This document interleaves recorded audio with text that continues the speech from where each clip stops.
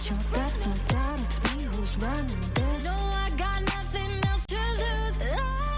Unstoppable. Joanne, Denise. it's been a week of TV. Holy hell. Has it been? You're going to have to keep me calm during this episode. I know. I can tell you're all revved up. Had a little bit of Prosecco before we started, like a quarter of a glass to kind of calm me down, but oh wow. Cheers. Okay. Let's start with some like easy breezy gossip. Okay. Go ahead. Well, this isn't easy breezy, but whatever. Well, let's see. So Jen Shaw did an interview with People magazine. To me, it was a big nothing burger. Like the headline was, I take full responsibility or full accountability.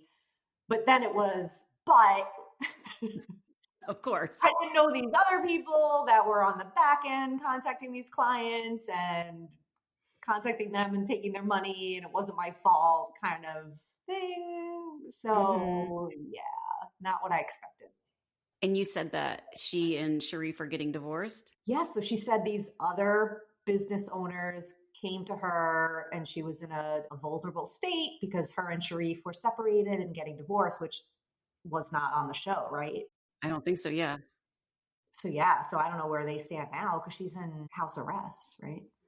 I mean, I think Sharif, while she was in prison, he's like, okay, I'm going to stick with her through this. But him and the boys must have been like, how calm and peaceful is our life now with her not here? Yeah. And so as soon as she got out, he was probably like, we're done. And I think the boys think she's exhausting. And I don't think they're going to get over this. She's a lot because you can't, I don't know. I don't get the impression that, oh, she was just like that on the show. She seems like a lot. Yeah. So I was listening to Reality Life with Kate Casey, and she interviewed Dave Quinn, who wrote the article, I think, for People. Okay. He went out and interviewed her.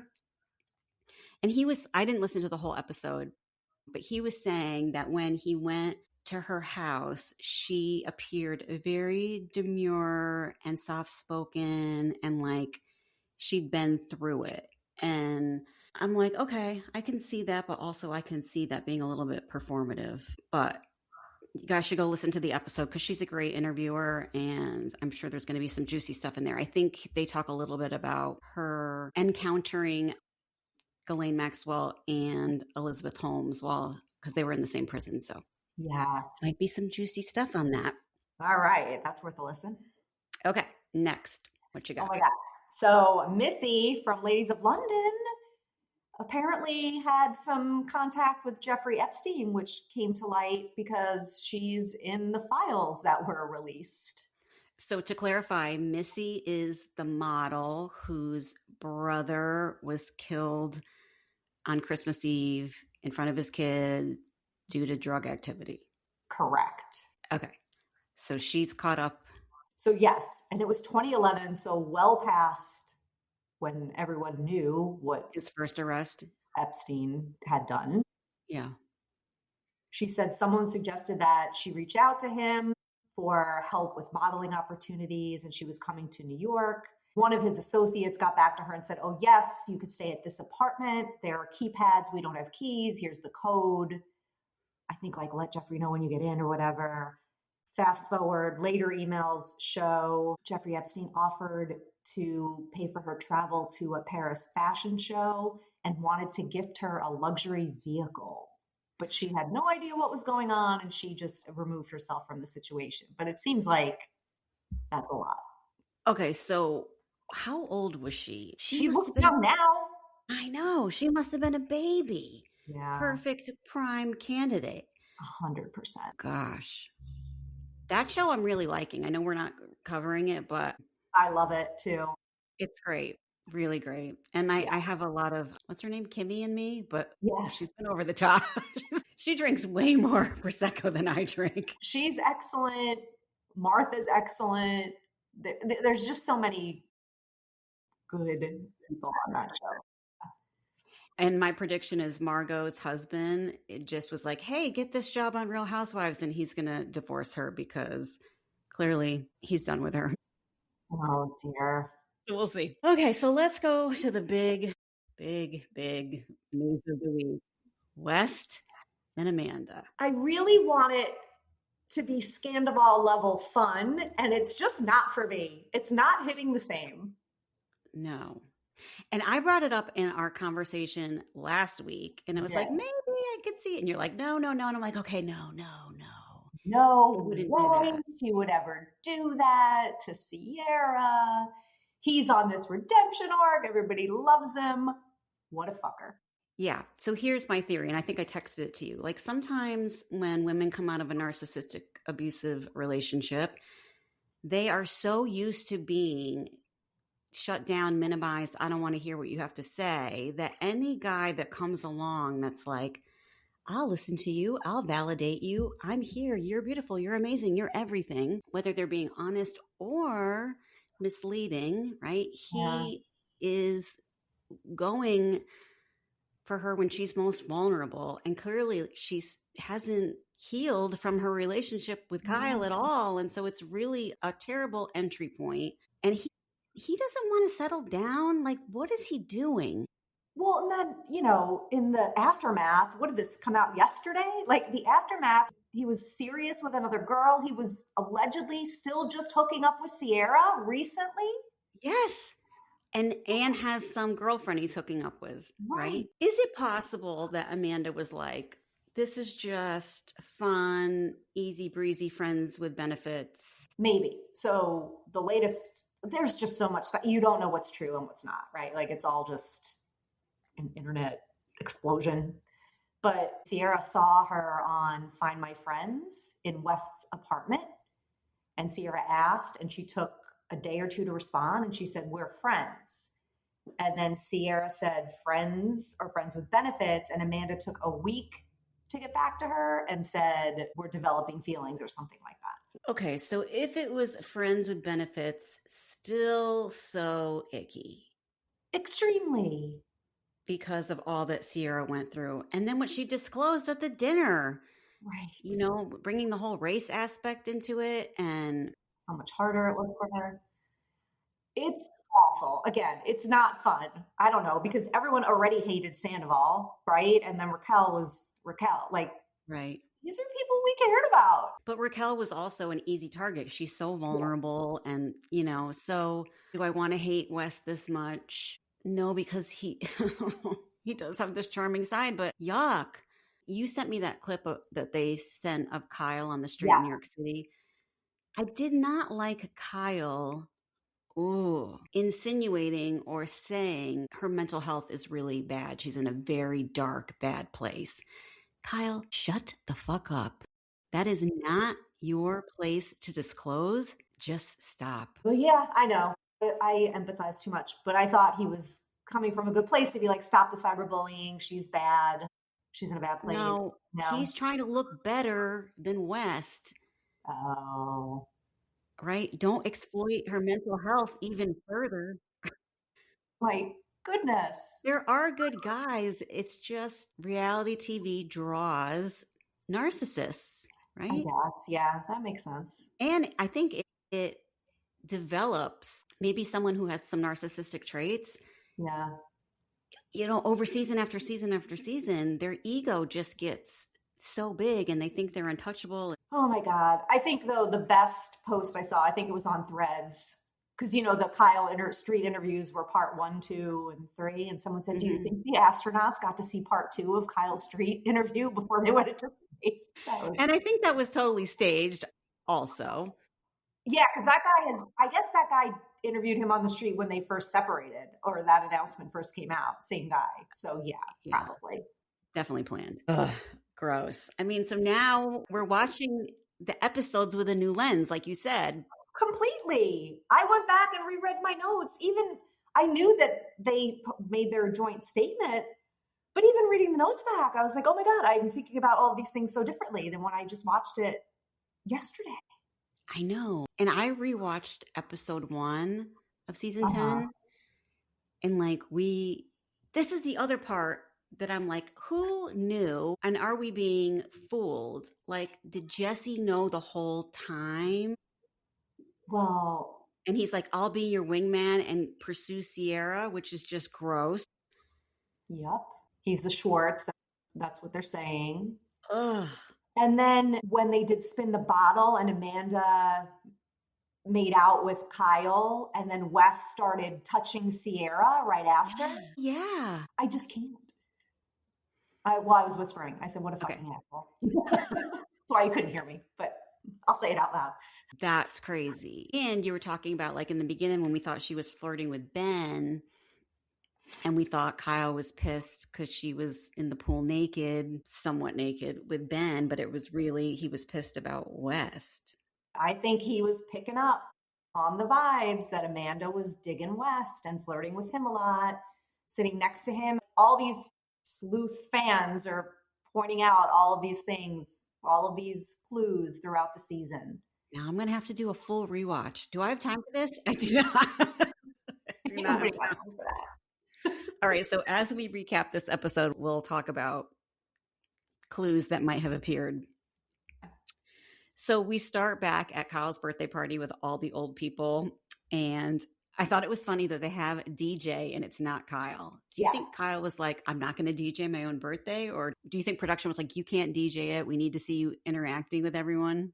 I'm sure he wanted to. Yes. Yeah, for sure. But it looks like everybody had a really great time. It looked like so much fun. It did. Even before the episode started, they showed West comments about the watch, like Wolf of Wall Street had sex with prostitutes. So clearly it was already going on in my mind. And West says he doesn't get it about Kyle and Amanda. Like, I almost wonder if they re-edited knowing this stuff would come out, but I don't know. My God, but you're right. This is when I feel bad when people online say, go outside and touch grass. I'm like, yeah, I can do this outside too. You're so right about the Wolf of Wall Street comment. I didn't even think about that. And maybe that. West knows that Kyle had cheated because they're friends. Oh, this is so gross. It's gross. Anyway, and then also, why is Ben in the middle of Carl's soft bar and Kyle's debt and like just stirring up this drama? Like, stay out of it. Yeah, Ben is a one and done. Totally. You know, we see him at the end trying to bring on his girlfriend, but I don't think the audience cares at all. So we see Kyle and Carl talking, and Carl tries to talk to him about his feelings about being disappointed. And then Kyle plays the victim, and he's like, yeah, the business is going under. I have about 3 months left before we go bankrupt. No one understands. And you can kind of see Carl being like, dude, this was not about you. Carl said, well, if it goes under, you guys still have each other, right? And Kyle says, I don't know. Yeah. So I do think they were already separating too, but that doesn't excuse the West situation. No. Then we see Lindsay, which her outfit was fantastic. Like old woman wanting to go to Vegas or Atlantic City, right? And play the slots. Perfect. It was. You're right. She's saying she wants an older sugar daddy. And good for her because she has been hustling for so long. And she says, fuck love. I want to be comfortable. Yeah. Like she needs a little bit of a break. Like let someone financially take care of her for a little bit. I mean, she'll be back on the scene, but she just had a baby. Like give her a break here. Yeah. Carl missing Bailey. Okay. So these two are still together? I don't know. I actually meant to look it up, but the West and Amanda thing obviously took priority. I think they might be. I saw on the internet they're still together. Yeah, same. That's interesting. But you could tell Carl got the ick from the conversation with Kyle, where Kyle was, again, like, woe is me, lover boy. You could tell Carl was like, oh my God. Enough of this. I thought it was a good scene with Bailey and her friend in the park when she's like, you need to show up differently in the relationship if you want a different relationship. Yeah. I liked that friend advice. Like, yeah, come in as a confident woman, not as like insecure, and see what happens. We need more powerful women on that show. No, just in general on Bravo. Yeah, agreed. And who knows if this situation blows up Summer House now. Get rid of West, get rid of Jesse, bring back Bailey and Levi and KJ. They're not going to get rid of those guys. It's going to be like Southern Charm. We're going to be watching West bamboozle women and Jesse Solomon singing. Yeah, I think so. Then we see Jesse showing up with a new date, which begs the question. I said, did he know about Amanda and West? We talked about this. Yeah. Was the fight over Sierra real? So, okay, we see Sierra, Lindsay, and Mia talk that Kyle is on the hook for $3 million or $2 million. And they discuss that there's no prenup and what an idiot Amanda is. Yeah. So now what are we? That Sunday morning, I think, and Amanda saying Kyle has still not apologized to me. And then she says, well, we skipped the part where they were all dressed as old ladies talking to Amanda. They have separate bank accounts. Kyle took the loan on Loverboy, didn't tell yeah, her. that's what I was going to say. He took out a loan without telling her. What? And then Kyle says, maybe give your husband a little attention. But Sierra says, you could stay with me if you leave him. Yeah. But this is so typical. Like she goes, I don't know about Loverboy finances. I know it's bad, but I've never questioned his business skills. But going out and taking another loan without telling her, I did like the girls rallying around, like, let us help you. Let us help you find a way out of this. Let us help you get some breathing room and some space. And you can tell in the moment she's kind of like, I want to, but I don't. Like, yes, that sounds great, but no, it also doesn't sound great. Because Kyle's going to be like, wait, what are you talking about? You can't go stay with Sierra for a little while. She's just going to tell you all these negative things about me. So she's probably in her head thinking, how am I going to explain this to Kyle? Which should not be her thought process. Or she's thinking, West is going to take up for me because he already told Kyle, don't take it out on Amanda. Oh, yeah. So she was like, go defend me. Maybe. Go defend me to Kyle. Or West just did it to look like, you think West and Kyle are in competition to see like who's more liked on the show? I think they are now. If it wasn't before, maybe an underlying tension, but absolutely now. Like who's the audience gonna prefer? They're both awful. Okay, so then we see West and Jesse kind of talking to Kyle inside of his stupid DJ booth. Kyle's like trying to get into victim mode and they're trying to be like, hey, could you just like apologize to her? You know, just kind of be nice. We have your back, but also like, you know, just apologize and don't justify it. Can you do that? And he's like, no. I need to process. I can't do it. I think because he needs to process. Again, they're all bad, right? And I think he needed to process because he knew how hard Amanda was flirting with West and it made him so uncomfortable. Yeah. I think. I agree. And he thinks that Amanda is building a team. Right. Against him. And he's the narcissist, so that's not good. So he doesn't know how to respond to it. Look at me. I'm acting like you know. Wow. Okay. So everyone leaves, party's over. Kyle wants to go out. Here we go with Amanda fawning again.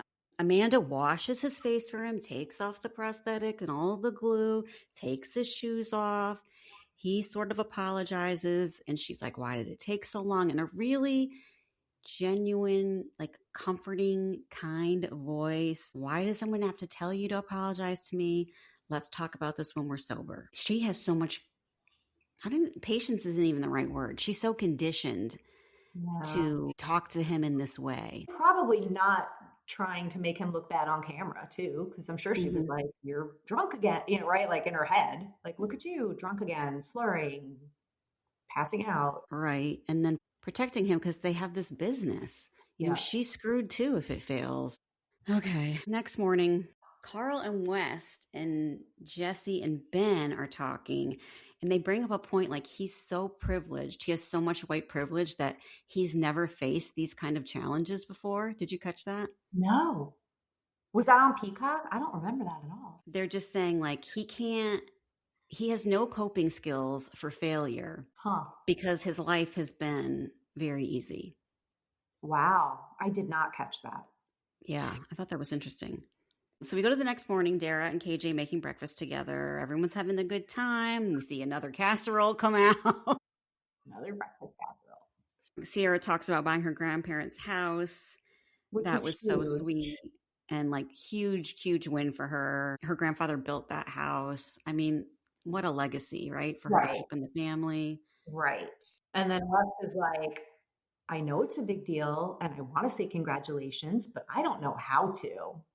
Right. You know how to manipulate the fuck out of Amanda, but you don't know how to say congratulations. Congratulations, Sierra. I know how huge this is for you. Like, that's really difficult. Ugh. He's trying that charming Craig shit. Schwartz, like Schwartz bullshit. Yeah, but I do give Schwartz a pass because I think he is neurodivergent. Okay. Amanda pops up like, I still don't have my house in New Jersey. Like, let's pursue all Kyle's dreams, and anything Amanda ever wanted is like on the short list. Like, we're not doing it. What was interesting, I saw a different take. And again, I hate the Amanda hate. Like, what she did was really shitty, but I think she was not in a mental state after divorce and the way Kyle treated her, and now West swooping in and doing what he's doing to her. But someone said, like, Sierra announced this thing, and she said it so slyly, and Mia was like, this is a big deal. Like, Mia announced it to the table about what a huge deal it was for her. And then she's like, oh, you have your house. Lindsay, you have your Nashville house. And I don't still have my house in New Jersey.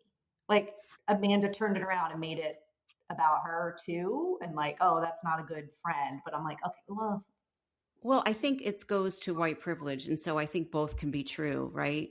Yeah. It's like Lindsay having a house is not the same as Sierra buying her. That's true. Yes. Right. And so I think all could be true at the same time. Yeah. But good for Mia for pointing it out. Yeah. Right. Okay. Then Ben talks to Sierra about Sabrina. No one cares. I don't care about this woman coming on next week at all. Do you? Not really. No, not at all. She looks super plastic also. I only see the picture of them kissing, so it's only half of her face. So Kyle then asks Amanda for a hug, and she obliges. And he says, I need time to figure out why I said fuck you. What? I do think he knows it was her and Wes flirting, and maybe he doesn't want to say it on camera because he doesn't want to admit, like, you made me uncomfortable, because he has like this permanent scrunch face. Like he can't, like, he's thinking and he's over processing. And I feel like it's because he knows that something's weird with her and West. I don't know. Now I might be overcompensating and thinking, or over projecting. I think you could be right, because I think his ego is like, I'm not going to say this out loud. There's no fucking way. Right. There's no way I'm saying this out loud. And so I was getting a little upset because he kept saying to Amanda in this conversation, what are we going to do about it? Yeah. She's like, I can't put up with this much longer. And he just says, we are not putting in the work. Would you go to couples therapy? Which is bullshit. We know she's asked him for a long time, but maybe the underlying we is like, stop fucking around with Wes and put some effort into this. I see you're done. And yeah, so again, both things can be true there too, I think. So everyone gets ready to go back to the city. Lindsay has her housewarming. Holy shit, her apartment is fucking fantastic. Like, that sponsorship deal is good for you, girl. Get it. I know. I was like, yes. Yes. I mean, like, I feel like Paige even does more than her, but Lindsay, apart, like, holy cow. When each person walked in the door, they were like, oh my God. Yeah. The piano player, the champagne. Yeah. Like, she doesn't need to share a house in the Hamptons with you guys. Exactly. She's made it. And we see Carl being so awkward and giving a gift for Gemma. The tension between those two, like, it needs to end. I know. He's trying, and she's like, ew. Yeah. So next week we meet Sabrina, and Ben says he's in love with her. And then Carl expresses more frustration with Kyle's selfishness. So do they get in the fight next week? I want to see this fight. I know. Down for the fight. Any more thoughts on this before we move on? I have so many thoughts, but we don't have enough time. Okay. Where do you think we're going to be in 1 week from this? I don't know. Who admits what? Did Sierra see a video? I read that Paige and Hannah hired a private investigator, and that's how they felt. Like, all of this stuff. It's just too much. It's like coming at you 70 miles an hour. I can't. Yeah, I don't think it's going to slow down in the next week. So, and did you know? See. So, Dumois, is that how you say that? They originally leaked it, right? Like, they were the first ones to. Did you know the person who runs Dumois is good friends with Paige? No way. Yeah. Apparently, it was like a fashion industry person that left to start this anonymous. Interesting. Okay. So I like it. That would explain why Dumois leaked, maybe. And then Paige posted the video of Karma's a cat, and it's her cat, Hannah's cat, and Sierra's cat. And then there's a trash can in the back, and it has a swimsuit in the trash can. Again, you see all this stuff. You're like on the behind the scenes shit. Go outside and touch grass, Joanne. Moving on to The Valley season 3. First thing I noticed, they have a new intro song. I'm all right. Everything is all right is the lyrics to this song. And I'm like, everyone on this cast is a hot fucking mess. Oh my God. And then they cut to the Jax's bar sign crashing to the ground. Loved it. Amazing. Like, Jax, you're no longer on the show. Goodbye. So much problematic stuff in this episode. You know, Brittany being like, well, still not divorced because Jax hasn't sent in the final paperwork. Same as Jesse. Let's drag this out as long as possible because I want as much control over you as I possibly can have, and I'm not going to sign away my rights to you. That's what I wrote down to ask you. So, like, it's a control thing for Jesse. Absolutely, yeah. But Brittany says she's happy, parenting, paying for everything by herself. You know, we see her child, you know, he's on the spectrum. I would say he's like, what, level 2, maybe autistic? Like, that's a lot of expense, you know, all the therapies. And work, yeah. Constant. Yeah, so she seems to have such loving patience for this child and really a good mom for him. He's lucky that that's his mom for sure. But also that's a huge burden for her to bear on her own as a single parent. And, you know, Jax is not going to help in any way. Nope. Well, maybe after he gets his Botox and his eyebrow. He should just move to another country. Speaking of, so Zach and his boyfriend, Benji, they're going to move in together. Benji's Canadian. Zach is so funny. He's like, he's got an official visa. Don't be looking at us, to the U.S. government. Did you see that? Yes. And then Jack is on GLP-1, which totally tracks. I mean, I'm not going to hide how I lose my weight. I was like, good for you. Then we see Jasmine and Melissa. They're still together. They're getting married. Michelle has her own place. And I guess Aaron broke up with her. Yeah. She says, no one's ever broken up with her before. And I really think it's like, I don't want to deal with Jesse. He's a nightmare and I can't. He's such a huge presence. Yeah. I don't want to deal with him. And he knows it. Jesse knows it. He knows exactly what he's doing. But then he says to her, like, he broke up with her because she's not fit enough or she doesn't work. I'm like, is this a thing between Love is Blind and this? I was going to say, isn't that what the Love is Blind guy said? I'm used to someone who does Pilates twice a day, every day or something. Right. So I don't know the reason. I don't want to say the reason I'm breaking up with you. So I'm just going to say it's because you're not fit enough. How cruel. Gross. We see Danny got his way and he and Nia moved to Santa Clarita with baby number 4. She has a smile on her face, but it looks like a plastered smile on her face. Like, that does not look real. Did you get that vibe? I didn't pay close enough attention. It was rapid fire catching everyone up. Well, we'll see as it goes on, but she mentions a few times, like, I don't like living here. And you can kind of see. Yeah, so far from everything. She almost had the baby in the car. Yeah. Okay, so then we go to Kristen and Luke. Oh my gosh, my heart for Kristen. I was Kristen. Like, aww. Early motherhood is so hard. Yes, not leaving the house. Right. Yes. And she said she's only left the house once in 3 months. Okay, that's a little. But I have to remember, so my mom helped me tremendously. She lived right by me. Yeah. She came over every day. But if you don't have support from your parents and you're just on your own, I don't know if that's how it was for you and your husband, but oh my God, it's like, I can see why she didn't leave the house. It's a massive undertaking. It really is. I had a lot of help in the early few weeks, like maybe the first month, but I don't think I left the house in 3 months. I was petrified. Yeah. And she just looks like kind of disheveled, you know, not sleeping. Yeah. Her baby looks like maybe like my babies were not super chill, you know, kind of crying a lot. And that's so frustrating. Oh my God. Stressful. And so Luke's like, I just want to get a babysitter and have sex. Like, sex the biggest, you know, like sex. And I was like, you know, look, is this going to be their freaking storyline this season that they're not having sex? Like, come on, we can't do better than that. Also, yeah, every dad thinks that after the first child is born, like, oh my God, I'm never going to have sex again. Yeah, is this what my life is going to be like? Let's do it. Like, really? You're totally in mom mode. You don't want anything to do with that. But I do like the storyline that comes at the end. I'll just say it now, how he could possibly be the sperm donor for Lala's baby. Yes. Yes. That is a storyline I want. Pretty amazing. And she has the same color eyes as him. It's crazy. That would be epic. That baby is really cute. Kaya is her name. She's a cute baby. Gorgeous. Yeah, they're all these babies are really super adorable. So yeah, let's follow that. Let's do a deep dive investigation. We need DNA testing done. Well, she was on Watch What Happens Live, and she was like, yeah, no. Lala's sperm was fresh, and Luke donated in college. Whatever. It's cryo. Yeah. Yeah. Okay, so Mia and Kristen are going to do a sip and see together, and then we kind of see the division of like who's on whose side. You know, Janet, I think she speaks the truth, but she's so unlikable. Yeah. She looks great. Well, I think she's on GLP-1s too. Oh, yeah, for sure. I think she said that. Or no, she said Adderall at the reunion. Oh, God. Okay. Yeah, not good. That's not good.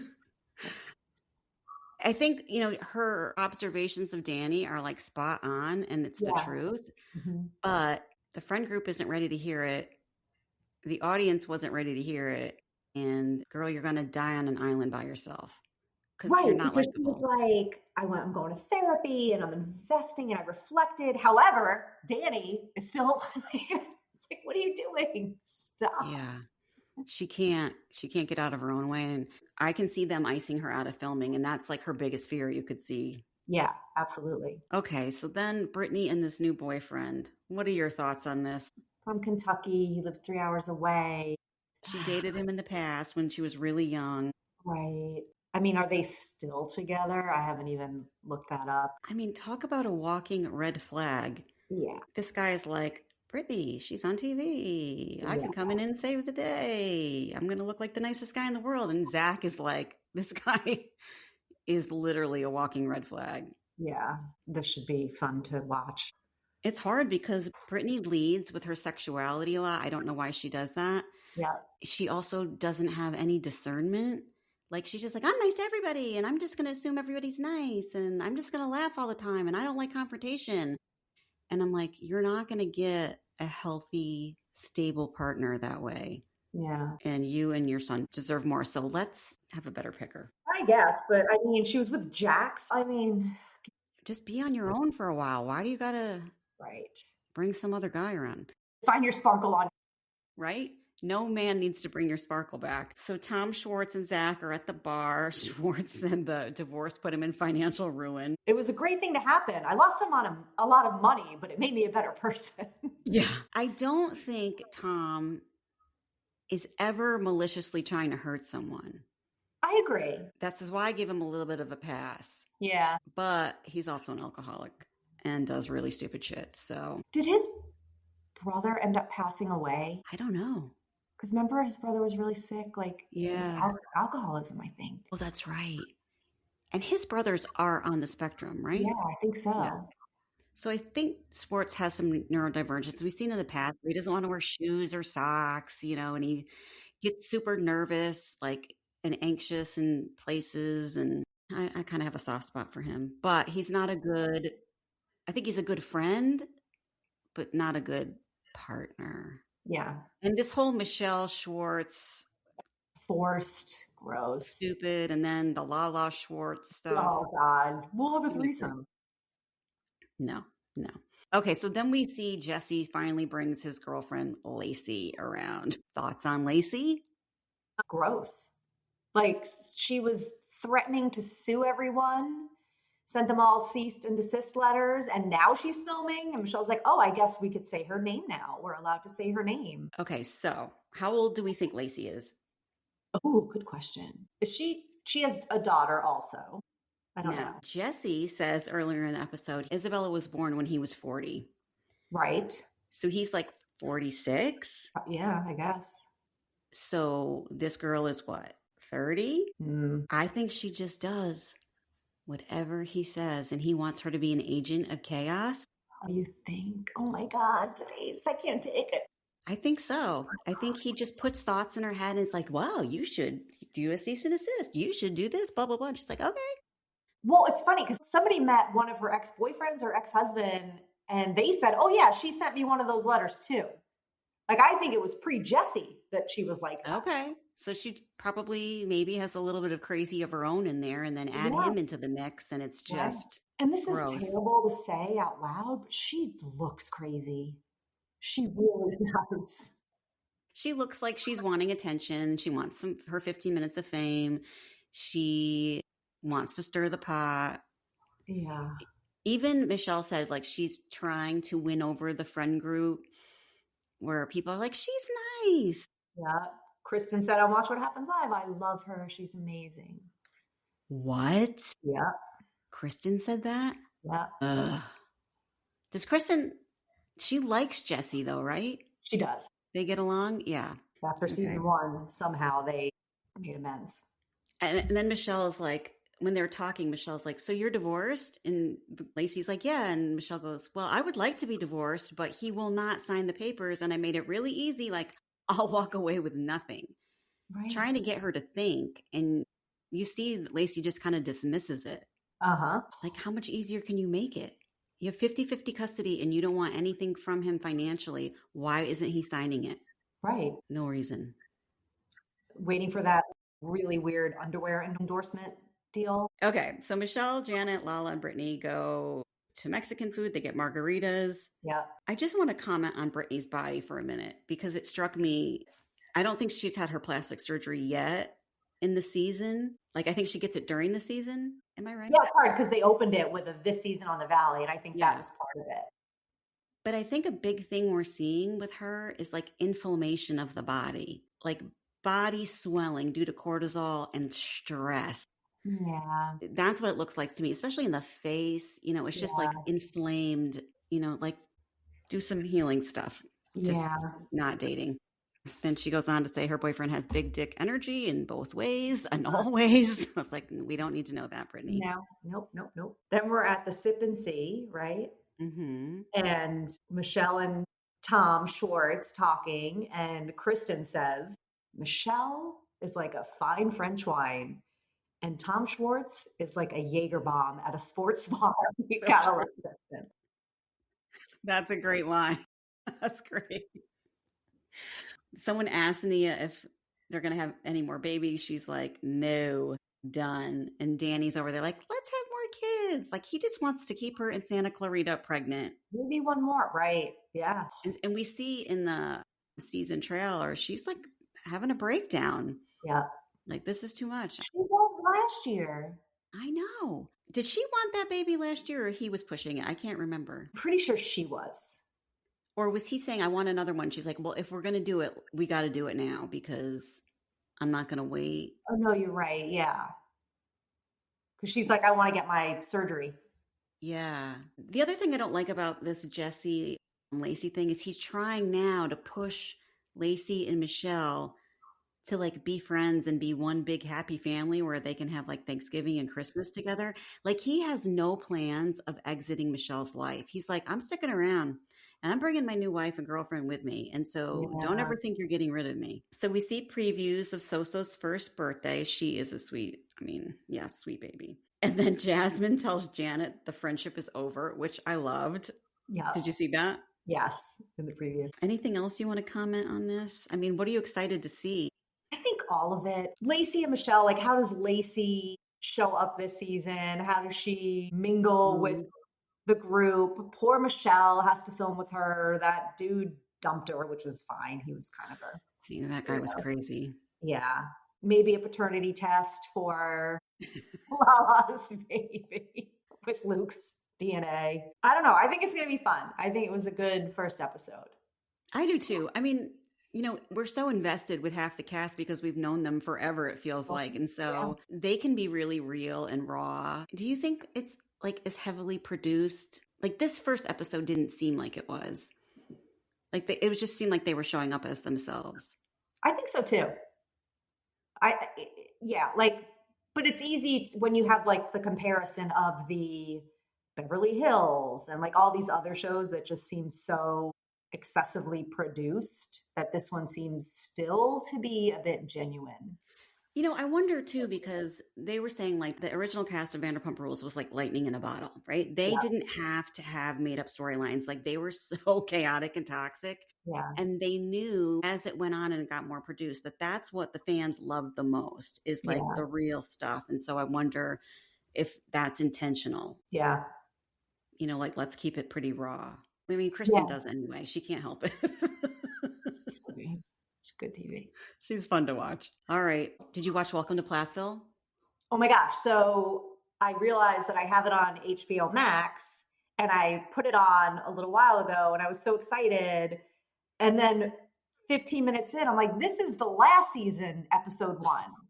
So then I switched to season 8, episode 1, and I saw just the very beginning where Kim is with that Ken guy. He moved in. They're finally divorced. Girl, we're going to have to do an episode on this alone because the whole family is a hot mess.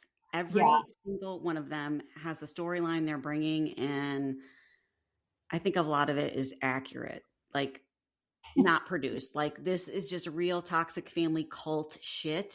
Yeah. Yes, I would love to recap it. So all right, first 2 episodes next week then? Yeah. All right. All right, I'll see you next week. All right. Cheers. Cheers, Denise. I hope you enjoyed this episode of Charmingly Toxic. Don't forget to like, subscribe, and share it with your fellow reality TV junkies. You can connect with me on Instagram at Charmingly Toxic and join the conversation in the Charmingly Toxic Facebook group. This podcast is for entertainment and educational purposes only. While I am a licensed therapist, I'm not diagnosing anyone here. Expect real talk, sarcasm, and a few clinical insights woven in along the way.